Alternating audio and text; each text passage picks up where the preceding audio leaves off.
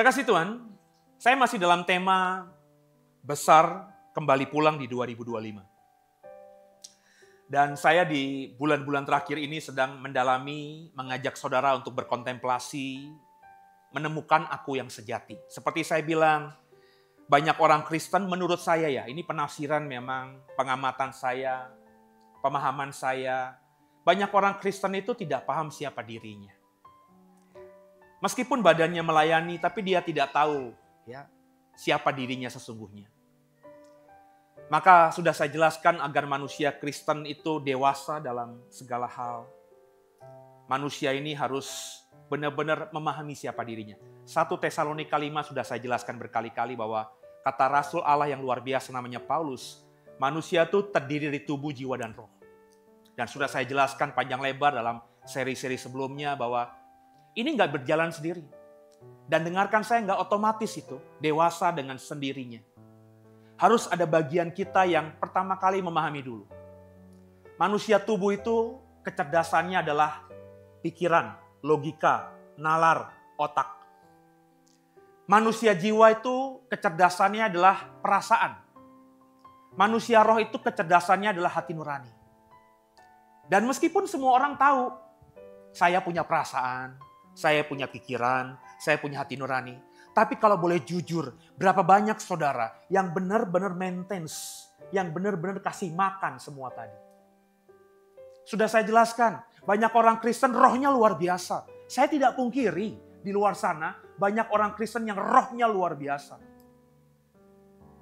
Tapi cuma rohnya doang.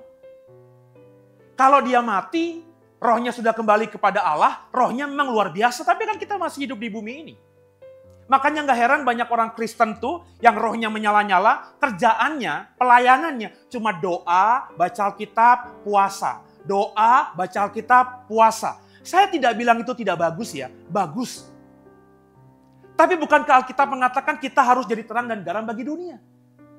Bukankah kita harus menjadi berkat bagi banyak orang? Bukankah Yesus yang kita ikuti berkata kepada kita, pergi, jadikanlah segala bangsa muridku? Pertanyaan saya, coba deh jawab deh. Kalau kita kerjaannya cuma doa, puasa, baca Alkitab. Doa, baca Alkitab, puasa. Kapan kita menginjilnya? Sebaliknya banyak orang Kristen yang kasihnya luar biasa.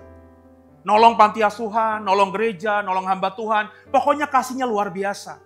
Tapi dia kerjakan badannya untuk pelayanan mengasihi terus, berbagi terus. Tanpa berpikir bahwa dalam dirinya ada roh yang harus dikasih makan juga. Maka orang Kristen model begini biasanya timpang. Nggak ada waktu buat doa, nggak ada waktu untuk berpuasa, tidak ada waktu untuk merenungkan firman Allah. Dan saya tahu banget kenapa, karena saya pernah melewati fase itu. Saya dipuja orang, wih pelayanannya keren, khotbahnya keren. Tapi satu titik saya yakinnya merasa, iya ya, I'm empty, saya kosong. Belum lagi manusia jiwa. Dan saya sudah jelaskan bagaimana kita harus mencerdaskan semua bagian kita tadi. Silakan ikuti materi saya yang sebelumnya di YouTube WBSD. Saya sudah mengajar itu beberapa seri. Dan hari ini saya mau ngomong soal stigmata. Manusia dengan tanda Kristus. Dan dengarkan saya. Kalau kau nggak paham ini, kau belum menjadi seorang Kristen sejati. Minggu lalu sempat saya singgung soal stigmata ini. Sekarang kita mau bahas, apa sih pentingnya stigmata? Faktanya, pada prakteknya, soal stigmata ini ada dua sisi dalam kekristenan. Ada yang berusaha mengejar, ada yang berusaha mendapatkan, sehingga melakukan segala cara yang dia bisa untuk mendapatkan stigmatanya Kristus. Dan sisi yang lain, banyak gereja nggak pernah ngomong soal stigmata. Berapa banyak saudara di sini yang pernah dengar khotbah tentang stigmata? Terlebih kita orang Protestan. Karena bagi kita stigmata itu hanya diajarkan oleh saudara-saudara kita yang Katolik aja. Protestan mah nggak percaya begitu-begituan. Jadi saya bilang ada dua sisi negatif tentang topik kita stigmata ini. Ada yang mengejarnya begitu rupa, ada yang mengabaikannya dan tidak menganggapnya penting sama sekali. Dan pertanyaan saya, apakah dua hal tadi itu yang alkitabiah? Saya adalah orang yang berani berkata ya di atas ya, tidak di atas tidak. Mungkin beberapa saudara saya yang Protestan ketika mendengarkan khotbah saya ini menganggap saya sudah agak nyeleneh. Mungkin bagi sebagian saudara saya yang Katolik ketika mendengarkan ini, ini juga aneh-aneh aja, mau mendiskreditkan, mendowngrade pemahaman kami. Saya kembalikan kepada saudara. Saya selalu berkata, kalau saya khotbah jangan cepat diaminkan, direnungkan. Nanti kalau Roh Kudus berbicara kepada saudara, baru aminkan. Apapun itu, sepakat apa tidak sepakat dengan saya. Tapi hari ini, buka hatimu dulu. Siapkan kantong anggur yang baru. Sebab anggur yang baru akan saya mau bagikan kepada saudara. Sebab saya sudah mendapatkannya.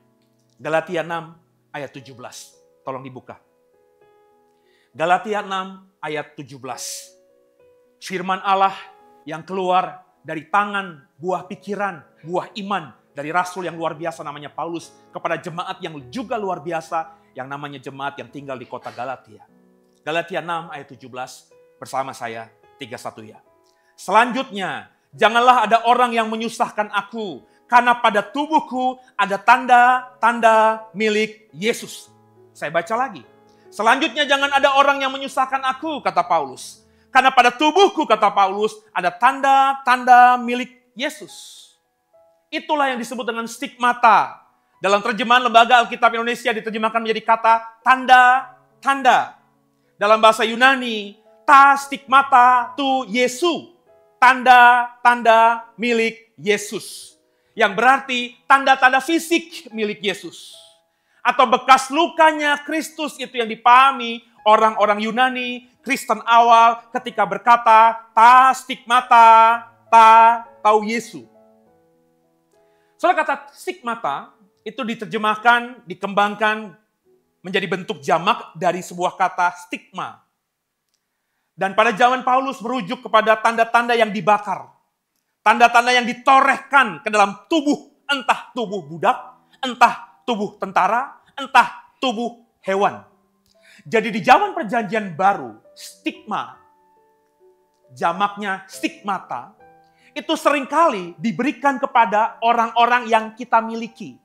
Andai kata Bapak Ibu orang kaya di zaman perjanjian baru pasti punya budak. Dan budak itu sebagai tanda adalah milik kita, bukan milik orang lain. Ingat ya, dalam konteks Alkitab, budak itu tidak sama dengan pembantu atau asisten rumah tangga kita. Berbeda.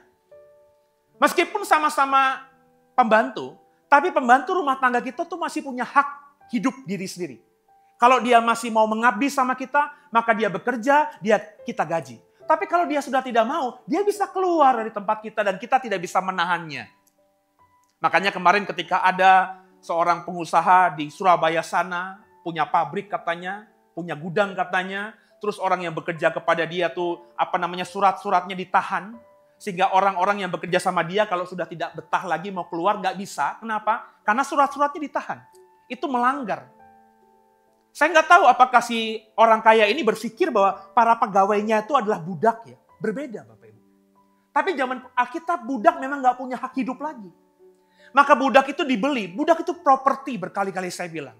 Untuk bisa mendapatkan budak kita harus beli ke pasar budak. Kita beli orang di sana, entah itu perempuan atau laki, yang kita butuh. Kalau kita butuh orang yang bekerja di ladang, tentu kita beli budak laki-laki yang gagah perkasa. Kalau kita hanya untuk memiliki budak untuk menjadi properti pemanis di rumah tangga kita, maka kita akan beli budak yang tampan rupanya, cantik rupanya. Tergantung kebutuhan. Seperti Bapak Ibu ada duit sekarang ini mau beli motor. Mau beli motor apa? Ada motor trail untuk kita jalan-jalan ke bukit. Ada motor bebek untuk kebutuhan kita ke Indomaret supermarket. Atau ada mobil atau motor Harley untuk kita misalnya riding di hari Minggu bersama dengan geng kita misalnya. Semua punya konteksnya masing-masing. Budak juga demikian. Ketika kita sudah beli, maka di pasar budak itu sebagai tanda bahwa orang ini, budak ini punya saya, maka saya torehkan. Saya bakar kulitnya dia dengan tanda yang menjadi milik saya. Tanda saya. Kekasih Tuhan. Budak, makanya kalau dia keliaran kemanapun, ketahuan itu tanda di lengannya, oh punya si Tuan Joni. punya si Tuan Mikael. Karena si Tuan Joni sama Tuan Mikael punya tanda, punya logo yang berbeda. Begitu juga dengan hewan. Ya. Supaya tidak tertukar kambing saya dengan kambing orang lain. Karena zaman dulu kan peternakan masih primitif. Ya ngangonnya dilempar aja gitu, diangon aja di lapangan rumput. Dan kalau ada lapangan rumput, ada padang rumput, itu jangan berpikir hanya punya satu gembala doang, punya banyak orang di situ. Ingat cerita mengenai Eliezer ya, yang mencari istri buat Ishak, ya, ketemu di sebuah sumur, ya. Terus ada beberapa gembala yang memperebutkan air itu sampai Ribka datang dan akhirnya ketemulah dengan Ribka. So kalau ada mata air, ada padang rumput, maka yang namanya gembala-gembala itu kumpul semua di situ supaya bisa tahu bahwa domba ini domba saya, domba itu domba kamu, tidak tertukar, tidak tercuri, secara sengaja nggak sengaja, maka semua hewan itu harus dikasih tanda. Ditato bahasa sekarangnya. Sebagai bukti kepemilikan. Dan Galatia 6 ayat 17 tadi berkata, dalam diriku, kata Paulus, ada tanda-tanda milik Kristus. Paulus tampaknya memakai istilah ini, stigma atau stigmata ini secara simbolik. Dan mungkin juga literal. Mengacu pada penderitaan dan luka-luka yang ia sudah alami sebagai pengikut Yesus, sebagai pelayan Yesus. Dia punya cap itu. Sehingga lo semuanya yang gak percaya sama gue, lo semua yang tidak percaya sama aku dan menentang aku, kata Paulus, lo gak bisa buat apa-apa. Sebab dalam tubuhku ada stigmanya Kristus. Dan semua orang Kristen, entah pengikut Apoloskah, pengikut Kefaskah, pengikut Yohaneskah, pengikut Yakobuskah di zaman itu, memang tidak ada satupun yang berani mengatakan bahwa Paulus itu adalah rasul sesat. Kenapa? Karena semua orang mengakui, meskipun dulu orang ini pernah membunuh banyak saudara Kristen kita ketika namanya masih Saulus, tapi ketika dia bertobat, dia melakukan banyak perkara yang bahkan kita pun gak bisa melakukannya. Paulus berkata dalam Galatia, di tubuhku ada stigmata. Bukan stigma doang, stigmata. Tanda-tanda lebih dari satu. Bukan singular, majemuk, jamak. Ada banyak tanda Kristus. Dan tanda Kristus itu diucapkan oleh Paulus dalam 2 Korintus 11 ayat 23-28. Perhatikan ini ya, nanti tolong slide-nya dirubah ketika kalimatnya selesai nanti. Perhatikan, 2 Korintus 11 ayat 23-28 dalam beberapa slide ini. Perhatikan ini, stigmata Paulus apa saja. Minggu lalu sudah saya singkapkan juga. Demikian firman Allah, 2 Korintus 11 ayat 23-28. Apakah mereka pelayan Kristus? Aku berkata seperti orang gila. Aku lebih lagi. Aku lebih banyak berjerih lelah. Stigma yang pertama. Aku lebih sering dalam penjara. Stigma kedua. Menanggung pukulan di luar batas. Yang ketiga. Kerap kali dalam bahaya maut. Stigma keempat. 5 kali menanggung pukulan oleh orang Yahudi. Setiap kali 40 kurang 1 pukulan. Yang keenam. 3 kali aku menderita pukulan. Yang ketujuh. 1 kali aku dilempar dengan batu. Yang kedelapan. 3 kali mengalami karam kapal. Sehari semalam aku terkatung-katung di laut. Dalam perjalananku, aku sering diancam bahaya banjir, bahaya penyamun, bahaya dari pihak-pihak orang Yahudi, bahaya dari pihak-pihak orang-orang yang bukan Yahudi, bahaya di kota, bahaya di padang gurun, bahaya di tengah laut, bahaya dari banyak pihak saudara-saudara palsu. Aku banyak berjerih lelah, bekerja berat, kerap kali aku tidak tidur, aku lapar, aku dahaga, kerap kali aku berpuasa, kerap kali aku kedinginan, kerap kali aku tanpa pakaian, kerap kali aku tanpa menyebut banyak hal lagi. Bebanku sehari-hari yaitu keprihatianku terhadap semua jemaat. Semua tadi adalah stigmata yang kumiliki. Makanya saya bilang tadi, orang Kristen golongan manapun yang hidup di abad pertama itu, suka nggak suka dengan gayanya Paulus dalam mengajar. Nggak berani berkata Paulus adalah rasul palsu. Stigmata dalam diri Paulus jauh lebih banyak daripada yang dimiliki oleh orang-orang lain. Sehingga mereka nggak berani berpikir negatif. Meskipun mungkin mereka kesel karena neneknya mereka mungkin dibunuh sama Saulus ketika dulu. Kakak mereka mungkin ditangkepin sama Saulus zaman dulu. Tapi ketika mereka tahu bahwa Saulus berubah menjadi Paulus, menjadi rasul yang luar biasa dengan stigmata Kristus yang banyak banget dalam dirinya, maka orang semua respect, hormat kepada Rasul Paulus ini. Terminologi ini Bapak Ibu, pada tubuhku ada tanda-tanda milik Yesus, sering digunakan untuk menggambarkan identitas seseorang yang telah mengalami penderitaan nyata karena mengikuti Yesus. Mengalami penderitaan dan juga menjadi miliknya. Orang yang punya stigmata itu bukan cuma milik Yesus secara rohani, tapi juga sudah ditandai dengan tanda penderitaan Yesus dalam tubuh mereka. Jadi di abad-abad awal gereja, stigmata itu adalah tanda kasat mata yang dimiliki orang percaya kepada Yesus. Yang menandakan bahwa mereka sudah menderita seperti Yesus dengan cara apa? Punya stigmata. Lu gak usah ngomong doang loh. Seperti banyak sekarang, lewat pelayanan digital, banyak orang cuma tampilannya hebat doang dalam berkata-kata di YouTube, di TikTok, di Instagram. Tapi banyak orang yang mengagumi orang-orang seperti ini, termasuk mungkin saudara yang tidak kenal saya, yang ikuti saya karena materi sosial media kita. Kok nggak kenal saya? Bagaimana mungkin kau tahu stigmata yang saya miliki? Makanya nggak heran, banyak orang yang apa? Yang mungkin mengolok-olok kita, yang nggak percaya sama kita, dan seterusnya, dan seterusnya. Dan itu, pemahaman itu membuat gereja mula-mula. Makanya nggak heran saya berkata kemarin hari Minggu. Maka nggak heran banyak orang gereja mula-mula tuh rela mati martir, Pak. Mereka tuh ketika ditangkap, ketika dianiaya, mereka nggak bersedih. Itu sejarah gereja membuktikan demikian. Nggak bersungut-sungut, malah bersuka cita. Kenapa? Karena dengan mereka ditangkapi karena iman mereka, mereka dilukai karena iman mereka menderita karena iman mereka kepada Yesus, justru membuat mereka punya stigmata. Ketika mereka dicambuk, makanya Paulus berkata, aku punya stigma. Yesus yang kusembah itu, dia dicambuk. Aku juga punya.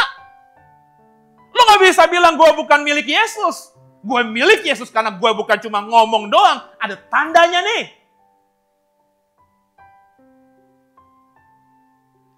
Makanya mati bagi Kristus adalah keuntungan itu dihidupi sekali oleh orang Kristen. Gereja-gereja awal. Pertanyaan saya sebelum saya lanjut. Saya bukan tipe orang yang menghakimi. Apakah saudara punya tanda itu?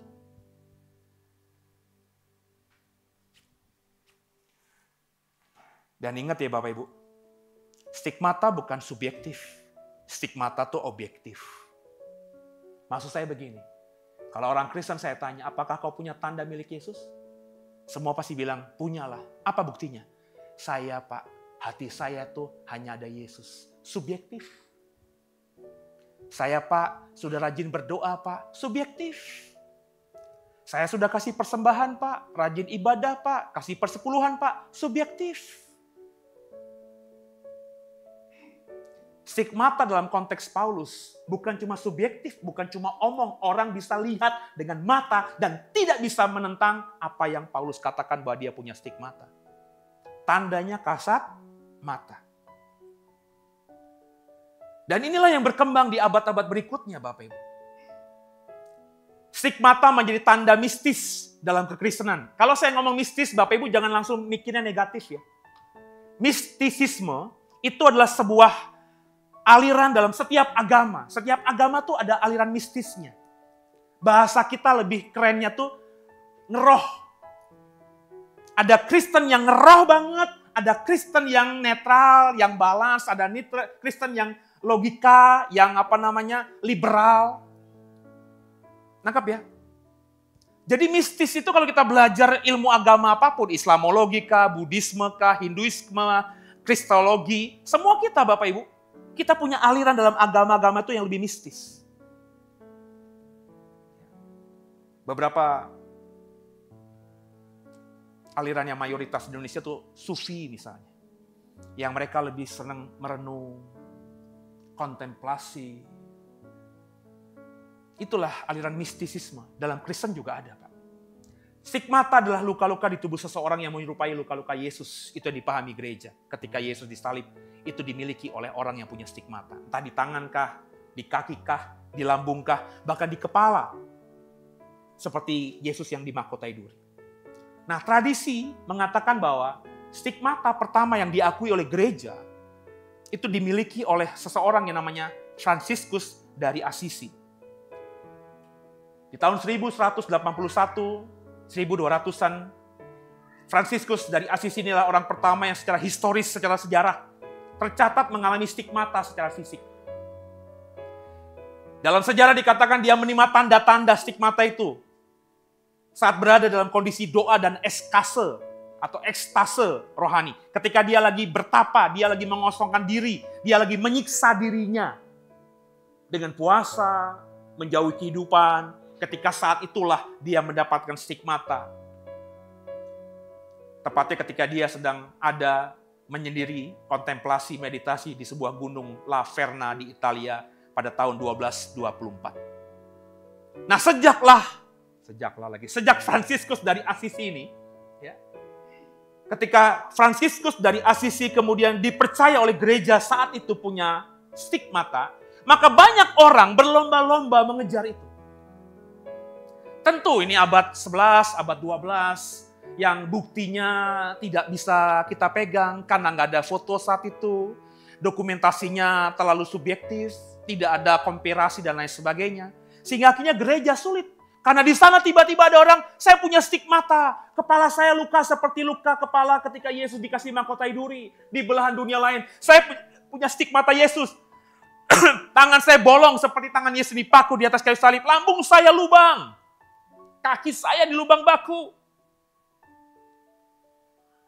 Dan itu terjadi selama beberapa generasi. Nah, kekasih Tuhan, seseorang yang mendapatkan stigmata dan ini di zaman modern, itu ada.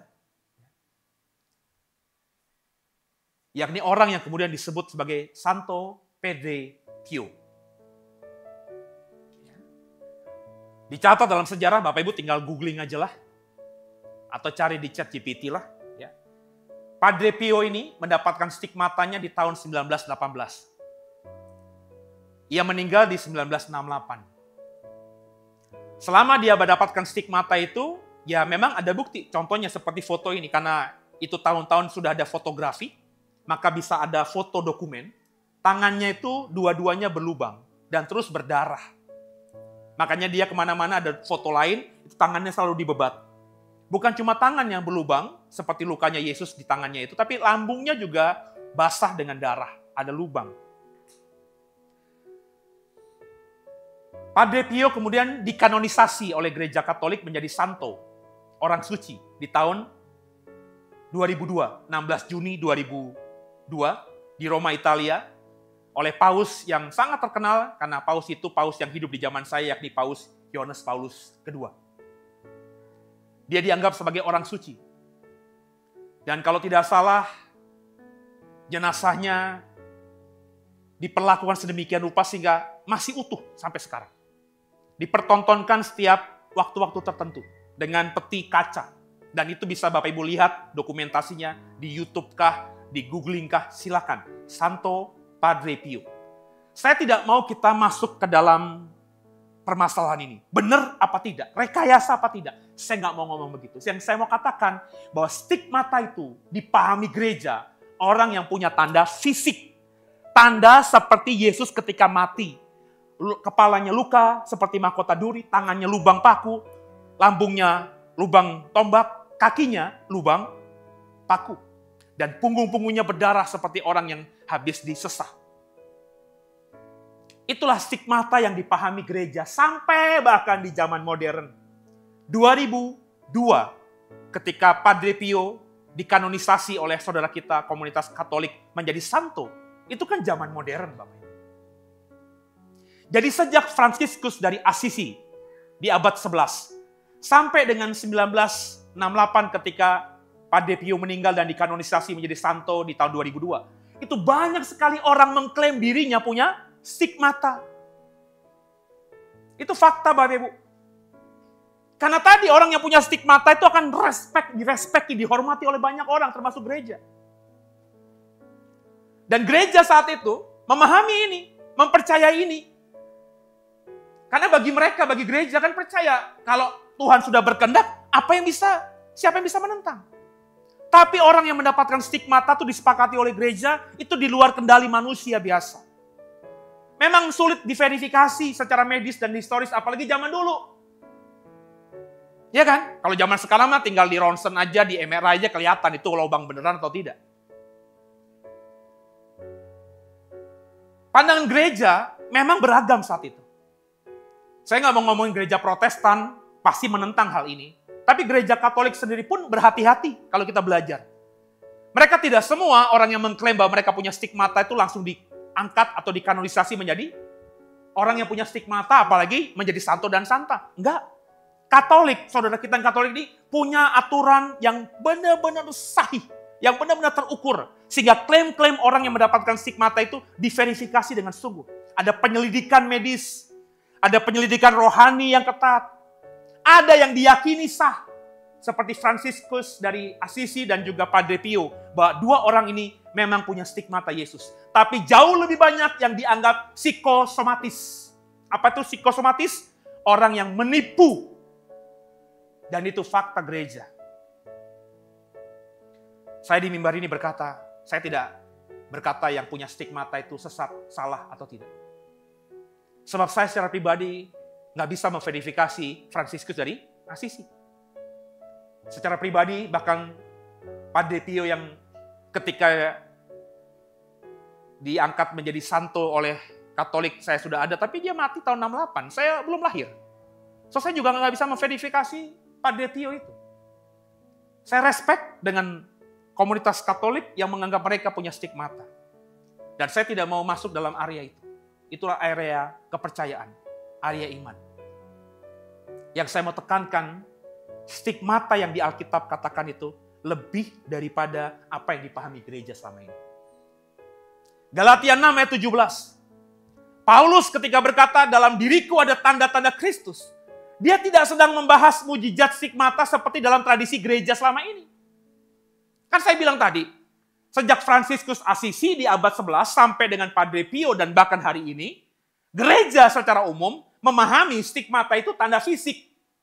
Oh, tangannya berlubang, tangannya basah, tangannya berdarah, seperti tangan Yesus ketika disalib. Tanda-tandanya tuh seperti itu. Tapi sebenarnya Paulus, kalau kita baca tadi dalam Korintus, 2 Korintus yang ke-11, 23, 27 tadi, kan nggak menggambarkan itu semuanya. Stigmata yang kata Paulus dimiliki, tanda-tanda Kristus yang kata Paulus kumiliki di badanku, bukan seperti yang dipahami gereja selama ini.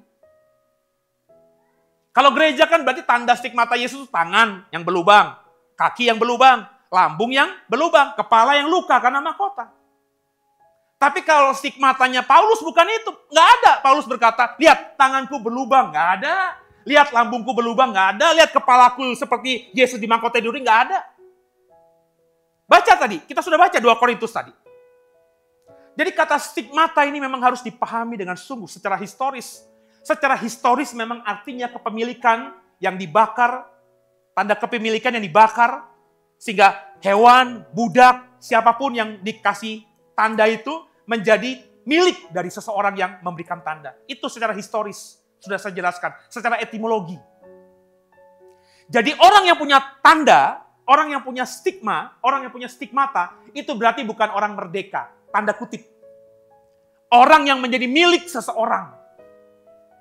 Maka kalau budak itu sudah bebas, kalau budak bisa membeli kemerdekaannya, maka tanda, stigma atau stigmata itu akan dihancurkan, akan dihapuskan. Dengan cara apa? Dibakar juga.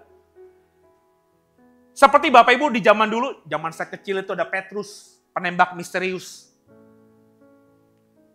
Premanisme di zaman itu sekitar tahun 80-90-an awal, itu luar biasa marak. Bapak saya itu saksi hidup, udah pernah saya saksikan kan. Lagi jemput ibu saya di taman di komplek, karena ibu saya kalau dinas malam itu di drop sama dokternya nggak sampai rumah, cuma di taman itu doang. Jam 10, jam 11 dia pulang. Bapak saya nggak jemput dengan jalan kaki tapi dengan mobil supaya ibu saya naik mobil. Dan karena lumayan dari taman sampai rumah tuh ada kurang lebih ya 1 kilo lah perjalanan. Lagi nunggu bapak saya, tiba-tiba ada mobil masuk. Terus bapak lihat dari spion, ya, muter lagi balik, terus di belakang kurang lebih 200 meter, dia buka pintu, dia ngebuang sampah. Bapak saya pikir ngebuang sampah. Terus mobil itu langsung keluar, bapak saya lihat dari spion, kok itu buangan sampahnya kayak karung besar gitu, masa orang buang sampah sebesar itu. Maka bapak saya keluar, terus melihat itu, dan curiga, terus manggil orang di depan taman itu ada warung, dan ada anak-anak muda, anak komplek tahu sendirilah. Tidurnya pagi-pagi, ada yang mabuk di sana, ada yang begadang di sana, maka bapak saya jemput saya, ibu saya perempuan kan biar bagaimana tuh. Dicek sama-sama ternyata orang mayat.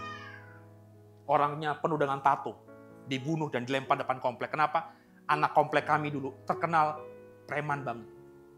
Ribut mulu, berantem mulu. Dan anak komplek tentara zaman dulu, zaman Orde Baru itu kalau berantem itu lebih galak daripada bapak-bapaknya. Sok jago semuanya, padahal bukan tentara, cuma anak tentara. Itu faktanya. Dan Petrus saat itu seperti itu. Makanya zaman itu, kalau Bapak Ibu seumur dengan saya, di Jakarta ini, semua orang yang bertato mau menghapus tatonya. Karena target semua orang yang jadi Petrus, yang ditembak itu semuanya punya tato. Maka ada masanya di zaman itu, tato tidak laku.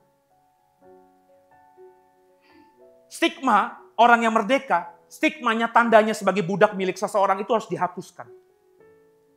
Dan dalam konteks stigma, dalam Galatia 6 ayat 17, Paulus berkata, aku sudah tidak perlu validasi apapun. Seperti khotbah saya kemarin ketika Bapak Ibu mengikuti ibadah Sabat Shalom. Kita nggak butuh validasi, verifikasi nggak butuh. Aku milik Kristus dan tubuhku menyatakan itu. Nah, tanda-tanda stigmata ini bisa berarti bekas pukulan kalau kita mau ngomongin konteksnya Paulus. Penganiayaan. Ketika dia memberitakan Injil, dia kelaparan, dia kedinginan, dia ditolak, kapalnya karam. Itu yang kata Paulus tadi dalam 2 Korintus 11 tadi. Bapak Ibu sudah pernah mengalami hal-hal seperti itu belum? Pak, saya pernah mengalami kelaparan, Pak. Kelaparan dalam pelayanan. Pergi ke pelayanan terus uang diampok, terus kamu kelaparan. Enggak, Pak, lapar aja gitu. Itu bukan stigmata. Emang lo malas kerja, gak punya duit, makanya lo lapar. Stigmata itu didapat, kata Paulus, lagi pelayanan. Paulus mau pelayanan, tiba-tiba kapalnya karam. Paulus lagi pelayanan, tiba-tiba di tengah pelayanan diterjang badai, kedinginan, kelaparan. Itu. Tapi stigmata juga bisa jadi cermin identitas batiniah. Kehidupan yang telah dibentuk oleh salib. Dan itu yang saya mau tekankan soal stigmata yang benar menurut Alkitab. Sebelum saya jelaskan Bapak Ibu, apakah kita sudah punya stigmata yang menunjukkan bahwa tubuh ini milik Kristus? Orang Kristen cuma mengklaim doang gitu. Saya milik Yesus. Saya sudah dibaptis. Saya sudah berdoa sering banget dalam nama Yesus. Saya sudah baca Alkitab setiap hari. Tapi dengarkan saya, itu semuanya subjektif. Stigmata itu namanya tanda. Kasat mata, Pak. Kelihatan, Pak. Seperti Paulus berkata, aku pelayanan, aku pernah kapalnya karam. Ketika Paulus ngomong begitu, memang ada orang-orang lain yang mengalami kapal karam bersama Paulus. Sehingga mereka menjadi kesaksian. Orang gak bisa bantah. Emang benar kapal karam. Di saat itu Paulus lagi mau pelayanan ke tempat ini. Kalau cuma baca Alkitab di kamar, subjektif, siapa saksinya? Ketika kau berdoa di kamar, subjektif, siapa saksinya? Bukan berarti nggak boleh, kata Yesus juga kalau mau berdoa, masuk kamar, tutup semuanya kan. Tapi jangan bilang itu stigmata dong. Nah, apakah Kristen sejati harus memiliki stigmata? Kalau Anda bertanya sama saya, Pak Se, apakah seorang Kristen sejati harus memiliki stigmata? Maka jawaban saya tegas, harus. Tetapi, bukan secara fisik. Seperti yang dipahami gereja. Orang Kristen sejati harus punya stigmata secara eksistensial. Maksudnya apa? Roma 12 ayat 1. Tolong dibuka. Roma 12 ayat 1. Karena itu, saudara-saudara, oleh kemurahan Allah aku menasihatkan kamu.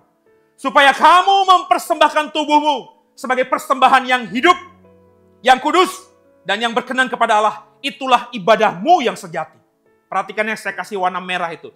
Supaya kamu mempersembahkan tubuhmu sebagai persembahan yang hidup. Itulah stigmata. Stigmata bukan hanya bagi saya sekedar soal luka. Tapi soal ketertundukan total kepada Kristus. Aku, Pase, mau mempersembahkan tubuhku ini sebagai persembahan yang hidup kepada siapa? Kepada Yesusku, kepada Bapakku. Ketertundukan total berarti kalau saya sudah mempersembahkan tubuh saya nggak bisa menggunakan tubuh saya semaunya saya sendiri. Ketika saya mau mimpi, saya mau healing ke Bali. Saya nggak bisa gitu mentang-mentang saya punya duit terus langsung saya ke Bali aja. Karena saya sadar, meskipun saya penting untuk ke Bali, karena menurut saya itu tempat yang healing bagus buat saya, tapi tubuh saya ini bukan punya saya lagi. Sudah saya persembahkan kepada Yesus. Maka sebelum saya memutuskan untuk ke Bali, saya harus bertanya, kira-kira Yesus, Bapa, kau yang memiliki tubuhku ini, bijak nggak kalau aku libur ke Bali untuk healing? Dan berapa banyak saudara yang seperti itu? Di zaman akhir ini, banyak orang Kristen gampang berkata, ikut Yesus, saya sudah ikut Yesus, saya Kristen, pengikut Yesus. Tapi mereka menjadi Kristen, pengikut Yesus, ikut Yesus, tanpa salib, tanpa harga. Padahal, kalau kita baca Galatia 2 ayat 19-20, aku telah disalibkan dengan Kristus. Coba dibuka, ada nggak ayatnya? Namun aku hidup, tapi bukan lagi aku sendiri yang hidup, melainkan Kristus yang hidup di dalam aku. Orang yang mau memiliki stigmata Yesus, maka orang ini harus mempersembahkan tubuhnya, hidupnya kepada Yesus.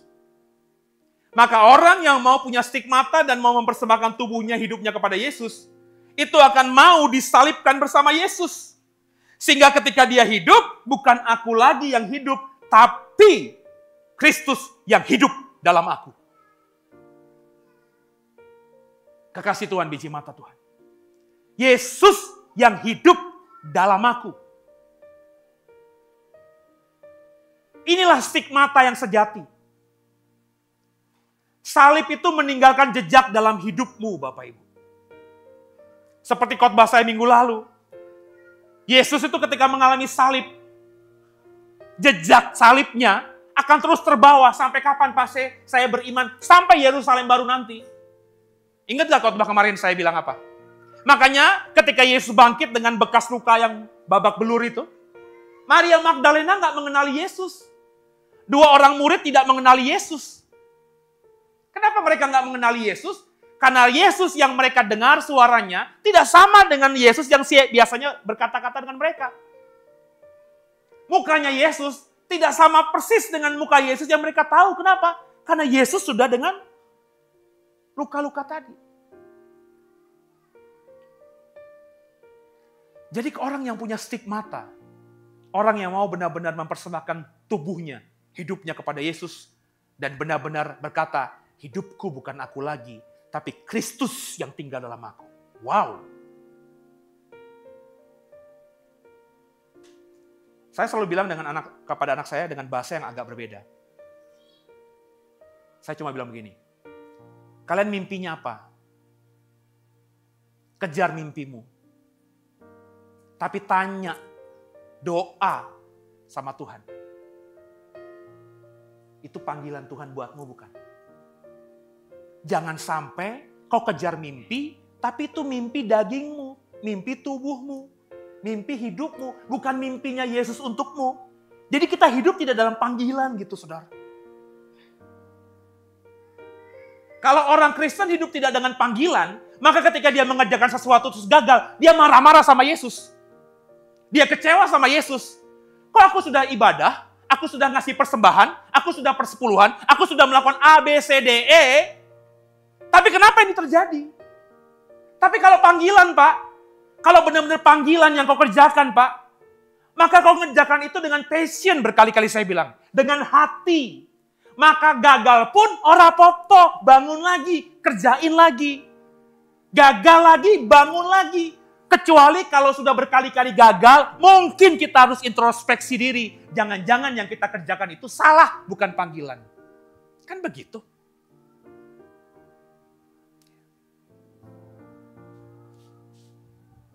Silo lagi bermimpi dia. Mau SMA-nya keluar. Terus saya kasih arahan. Ada loh dek, beberapa negara ngasih beasiswa SMA, saya bilang gitu. Pertama yang saya kasih informasi, nih lihat nih, ada linknya nih ke Singapura. Wah mau Pak, Singapura deket. Papa juga bisa lah kunjungi, ya. Terus saya bilang lagi, kalau kamu serius deh, dan itu panggilan Tuhan buatmu deh, untuk sekolah keluar deh. Bukan cuma Singapura deh. Ada nih deh, satu lagi deh. Di Perth, Australia. Jauh Pak. Saya kasih lagi, ini keren juga deh, peluangnya lebih besar juga deh. Di Turki, lebih jauh lagi Pak. Ya sudah. Saya coba bilang doa.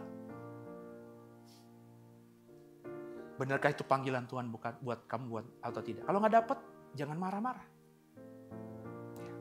Maka kemarin ketika mamanya ke sekolah dia sekarang, ya. Agustus harus sudah daftar Bapak Ibu. Bayangin.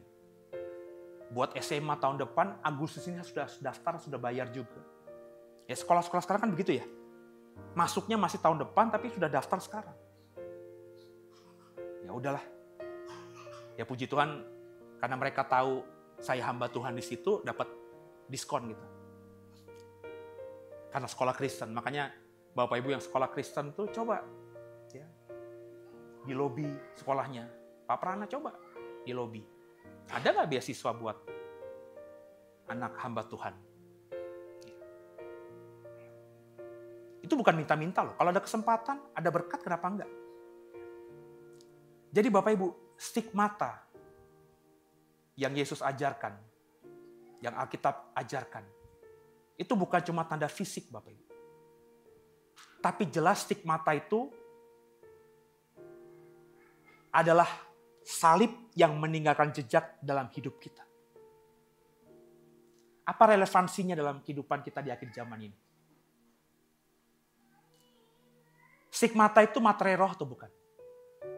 Dalam era hoak, dalam era buzzer, dalam era banyak orang hari ini terpesona dengan hal-hal yang kasat mata. Kalau ada pendeta tumpangi tangan jatuh, wah langsung terpesona. Kalau ada pendeta yang ngomongnya tuh manis, keren banget khotbahnya, langsung terpesona. Itu kan hal-hal sekarang ini kayak gitu. Kita harus waspada Bapak Ibu, apalagi di zaman digital. Saya udah berkali-kali bilang, saya ini melayani di digital ya, di TikTok iya, di Instagram iya, di Facebook iya, di YouTube iya. Saya selalu bilang sama saudara, Bapak Ibu kalau lihat saya, Bapak Ibu kan gak kenal saya. Maka jangan cepat aminkan khotbah saya bilang begitu. Gumuli bersama Roh Kudus, apakah yang saya katakan benar apa tidak. Karena Bapak Ibu gak bisa memvalidasi saya. Sebab sekarang ini banyak orang Kristen kalau lihat TikTok, terus ada hamba Tuhan ngomong shalom semuanya. Yohanes 3 ayat 16 berkata, karena begitu besar kasih Allah akan dunia ini, sehingga barang siapa yang percaya kepadanya tidak binasa, melainkan beroleh hidup kekal. Langsung bilang, wah Pak Pendeta. Padahal Yesus sudah berkata, iblis pun bisa menyerupai malaikat terang. Bayangin nabi-nabi palsu banyak muncul, kita nggak paham. Kenapa? Karena kita ada di era hoak ini nih. Waduh, apalagi nanti sebentar udah era AI yang lebih canggih lagi. Bapak Ibu, itu era di mana Bapak Ibu nanti di beberapa yang nonton ini ada yang tinggal di Belanda, ada yang tinggal di Australia, ada yang tinggal di Eropa. Dengarkan saya, beberapa waktu lagi akan ada teknologi. Anda bukan cuma nonton saya tiap hari Minggu di laptopmu, di handphonemu, di YouTubemu, tapi kau bisa lihat lebih real lagi, 3 dimensi. Lewat hologram dan teknologinya sudah ada. Bapak Ibu tahu nggak? Sekarang ini Cina sudah bikin mesin seperti mesin pinball, yang main bola itu apa namanya? Pinball ya, yang main bola diputar-putar itu sebesar gitu kayak meja karambol lah kalau lo nggak tahu itu. Tapi itu adalah TV hologram. Jadi kalau orang nonton bola, misalnya Barcelona lawan Real Madrid, itu pemain-pemainnya tuh meskipun bentuknya ukurannya masih mungkin 10 cm, 20 cm, tapi benar-benar real. Jadi kita nontonin gitu, kayak raksasa nontonin kerucil-kerucil, nonton. Dan itu realistis benar. Meskipun mungkin masih prototype. Maka sebentar lagi Bapak Ibu nonton saya tuh, nonton pendeta-pendeta di TikTok seperti itu. Teknologinya seperti mungkin awalnya mahal. Tapi namanya teknologi, apalagi kalau Cina yang udah buat, kan gila ya. Itu berapa banyak saudara yang beli mobil listrik itu sekarang ini gondok. Beli Wuling harganya 200 juta, tiba-tiba BYD bikin mobil harganya 100 juta. Langsung drop itu mobil semuanya. Yang saya mikir tuh kalau punya uang beli mobil nggak masalah. Bagaimana yang leasing coba? Nangkap ya? Di Januari kemarin leasing mobil listrik harganya 200 jutaan. Tiba-tiba gara-gara BYD ngeluarin mobil yang harganya lebih murah, itu mobil yang kita beli Januari bukannya naik malah turun drop. Sedangkan kita udah leasing. Repot nggak tuh? Makanya sekarang ini kalau memang nggak butuh-butuh banget, nunggu aja sampai mobil harganya 1 juta. Bisa nggak? Mungkin saja. Apalagi BYD. Saya nggak ngomongin BYD itu seolah-olah jago banget. Tapi dari semua produsen mobil listrik, yang semuanya paling kuat bisa menguasai semuanya. Baterainya dia bisa bikin, under-deal semuanya dia bisa bikin, itu BYD. Makanya dia bisa patahin harga, jatuhin harga. Karena semuanya komponen dia yang buat. Dia nggak mengandalkan dari mana-mana gitu. Maka mobil BYD sekarang bisa nggak nanti di bawah 100 juta? Mungkin saja, di Cina aja murah. Jadi kalau nggak butuh ya nggak, jangan dulu. Apalagi tingkat ekonomi kita lagi, aduh. Daya beli masyarakat lagi, aduh.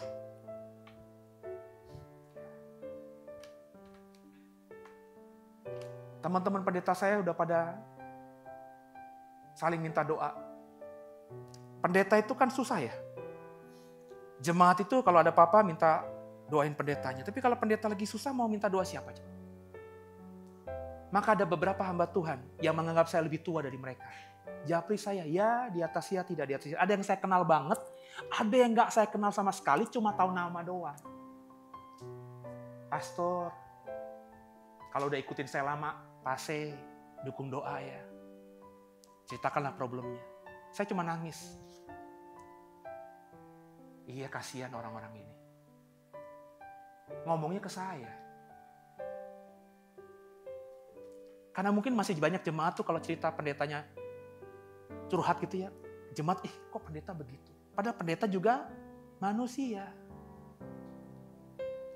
Dalam hati saya,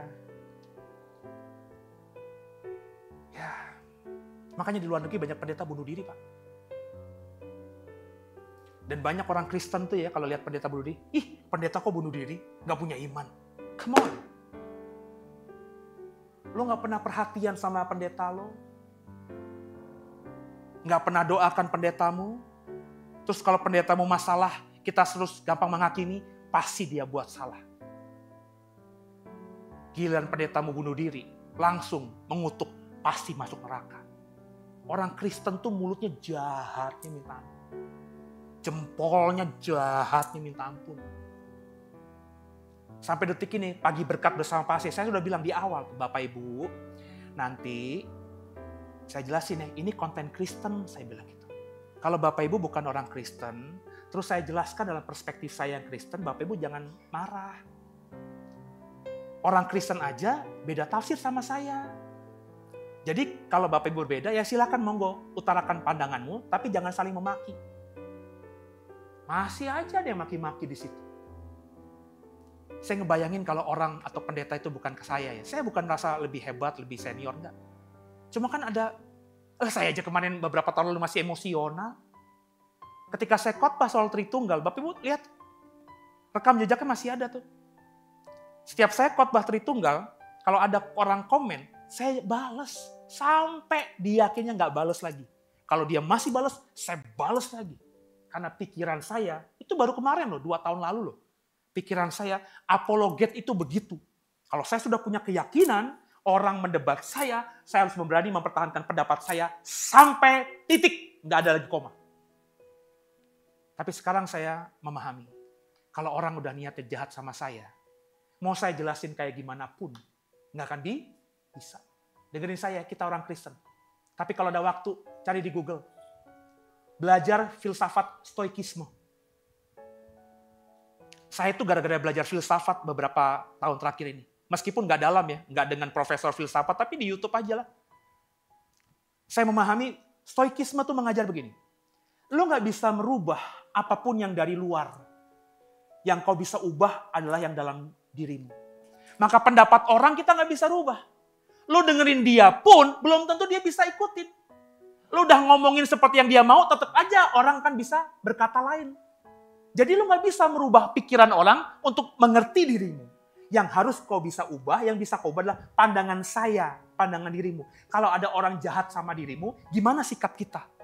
Nah itulah akhirnya saya memahami itu. Oh gitu.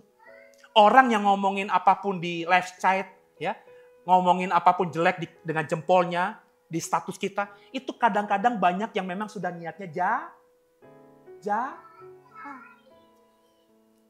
Baby pernah dalam kesaksiannya. Nggak perlu gue ceritain, nanti yang dulu berperkara sama dia denger lagi. Tapi udah buat baik kan lo, Beb? Ada aja yang salah paham. Saya yakin Palasmana juga begitu. Orang yang dunia kerja ngerti lah. Kita udah buat baik, nggak ada niat apa-apa, tetap aja disalahpahami. Kita mau kerja bagus, udah kerjaan kita udah selesai nih. Gue bantu temen gue. Nanti ada yang mikir, ih itu ngapain tuh kepo tuh. Bukan kerjaannya, bukan job desk-nya dikerjain. Padahal niat kita baik ngebantu. Maka kalau begitu, ya udah nggak usah pikirin orang lain. Gimana sikap kita? Dalam era hoax seperti ini Bapak Ibu. Ini jam berapa sekarang nih? Iya ya. Rupanya mati ini jam saya. Makanya aku masih lama aja saya ngomong terus nih. Cepet ya. Yang dipentingkan tuh bukan stigmata fisik tapi materai roh. Materai Allah adalah Roh Kudus menurut Efesus 1 ayat 13, bukan luka fisik. Dan iman sejati kepada Yesus bukan dinilai dari memiliki stigmata penderitaan Yesus apa tidak, melainkan diuji melalui ketekunan mentaati perintah Yesus dalam hidup sehari-hari. Stigmata bukan doktrin esensial. Jadi jangan kita ribut soal stigmata ini dengan saudara kita yang Katolik, dengan orang-orang lain yang tidak percaya stigmata. Kita di tengah-tengah aja. Itu bukan doktrin esensial gitu. Maksud saya doktrin esensial tuh kalau nggak punya stigmata neraka. Nggak ada gitu. Itu doktrin sekunder. Nggak terlalu penting. Karena memang kalau kita ngomongin Galatia 2 tadi, kata Paulus, stigmata itu bukan stigmata fisik. Fokus kita adalah menjadi orang yang memiliki stigmata rohani. Mati bagi dosa-dosa yang menyalibkan daging menurut Galatia 5:2-4. Hidup bagi kebenaran. Itulah stigmata. Tinggal diukur diri kita ini. Apakah saya sudah mati bagi dosa? Artinya saya nggak mau berbuat dosa yang saya sengaja. Kalau nggak sengaja, ya gimana namanya juga daging. Tinggal bertobat, minta ampun. Tapi yang sengaja tuh nggak mau lah. Niat nyakitin orang, ngelihat ngomongin orang, ngelihat pikiran jahat, suami nggak pulang mikir, oh jangan-jangan dia selingkuh. Istri kita arisan, oh jangan-jangan dia juga selingkuh. Ngapain kita begitu? Stigmata yang sejati itu menyalipkan daging. Menyalipkan daging tahu nggak sih? Kita punya mau, punya mimpi, punya hasrat. Tapi kita tanya dulu kepada Allah, berkenan nggak dikira-kira Allah? Kalau sudah punya mobil, dengarkan saya nih, orang-orang Kristen tuh kadang-kadang begitu tuh. Udah punya mobil, satu aja cukup, ngapain beli mobil 2, 3, bilangnya investasi. Kalau kau beli mobil antik, investasi masuk akal. Tapi kalau beli mobil kekinian, itu bukan investasi. Karena harga mobil pasti tuh turun. Salibkan dagingmu. Gak semuanya itu baik. Saya udah bilang kan, kalau ngomongin makanan, saya tuh pengennya sarapan sate kambing. Sarapannya sate kambing. Ya. Siang sop kambing. Malam tongseng. Kalau perlu 7 hari dalam seminggu, kambing semuanya. Kalau perlu saya makan yang Arab-Arab itu tuh, nasi kebuli, yang kambing-kambing itu. Wah, pasti saya ditemenin Pak Prana, Pak Juve yang suka kambing juga tuh. Tapi gue udah mikir gue 50 tahun. Masa makan kambing mulu, Pak? Mikir lah, ini udah berapa lama nih kita nggak makan kambing nih? 2 minggu? 2 minggu ya? Pak, dulu kantor saya tuh di Roxy, Pak. Saya ngajar di STT Tiberias di Roxy. Itu anak saya masih kecil. Saya bilang sama istri, Mah, pulangnya malaman ya. Soalnya kalau pulang jam 5, jam 4 itu macet. Iya, Pak, Papa di situ aja. Terus istri saya harus bilang, jangan lupa makan ya, jadi nanti sampai rumah tinggal tidur. Saya harus bilang, Eureka. Sebab kalau istri saya bilang, jangan makan dulu aja. Di Roxy, dekat dengan Dudung. Tinggal jalan kaki. Maka ya di atas ya, tidak di atas tidak. Seminggu tuh bisa 3-4 kali saya makan sop kaki kambing Dudung. Sampai orangnya tuh tahu banget saya. Lalu sampai rumah, udah makan, Pak? Udah. Makan apa? Ya lu tau lah muka gue. Tapi sekarang, Pak, saya makan sate kambing aja jarang, hampir nggak pernah lagi. Kalaupun makan ya misalnya beli 1 porsi 10 tusuk, makan rame-rame. Dulu, wih Pak Prana, 3 porsi sate kambing itu 30 tusuk Pak, saya sendiri Pak. Udah gitu masih ada tongsengnya juga Pak. Nasinya bukan nasi putih Pak, saya nggak kenal nasi putih. Nasi goreng kambing Pak. Makanya kambing-kambing tuh sama saya nggak suka Pak. Wah, jangan-jangan gue dimakan nih sama si pasien. Saya lebih suka kambing daripada babi. Kalau semuanya kan kayaknya suka-suka babi ya. Haram bagi saya mah. Jadi tapi jika Allah mengizinkan kita mengalami penderitaan untuk mendapatkan stigmata ya udah gimana. Tapi stigmata tanda lahiriah itu jangan dikejar. Berbuatlah tadi. Mati bagi dosa, salibkan daging, dan hidup dalam kebenaran. Yuk sama-sama Bapak Ibu. Hidup dengan stigmata Yesus artinya mau berkomitmen untuk mengikuti dan menghidupi setiap perkataan dan pengajaran Yesus. Konsekuensi logisnya Bapak Ibu mau hidup seperti Yesus. Ku mau sepertimu Yesus, disempurnakan selalu. Wih, mau seperti Yesus nih. Nanti tiba-tiba buka handphone, ada orang fitnah kita. Balas fitnah nggak? Ku mau sepertimu Yesus. Bisa nggak? Ampuni aja. Bahkan nanti dimaki-maki sama orang, kita bisa bilang, ampuni dia Bapak. Sebab dia nggak tahu apa yang dia perbuat. Bisa nggak gitu? Orang Kristen sekarang, Yesusnya dijelek-jelekin, balas jelekin nabinya orang lain itu. Sama aja lah. Kau berbuat seperti yang orang perbuat kepadamu. Kata Yesusku, kalau kau ingin orang lain melakukan sesuatu yang baik buatmu, lakukanlah terlebih dahulu. Inilah tanda stigmata sejati, kau hidup seperti Yesus. Dan ini juga tanda jika kita mau kembali pulang kepada Bapa. Jika kita ingin hidup ini memiliki makna kekal, izinkan Yesus menjadi Tuanmu. Miliki stigmata Kristus bukan di kulitmu dan di tubuhmu, tapi di hidupmu yang telah disalibkan dan dihidupkan kembali bersama Dia. Menjadi surat Kristus yang terbuka. Wow.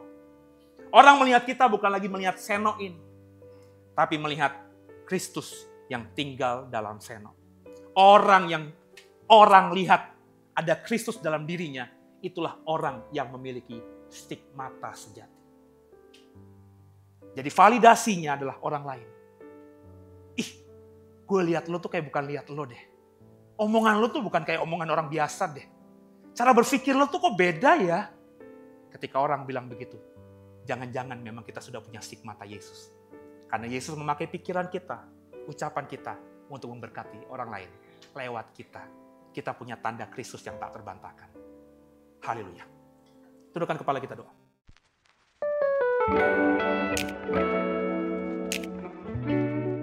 Terima kasih telah menyaksikan program ini, kiranya diberkati.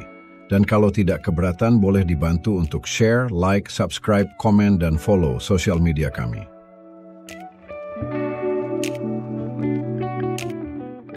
Kami juga mengundang bagi Bapak Ibu yang rindu untuk beribadah bersama kami. Alamat gereja kami ada di sini. Apartemen Tree Park Residence, lantai 1 nomor C8, BSD.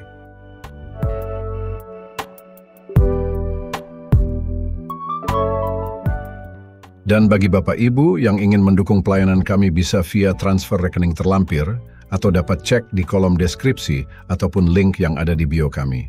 Sampai jumpa di program selanjutnya. Tuhan memberkati. Shalom.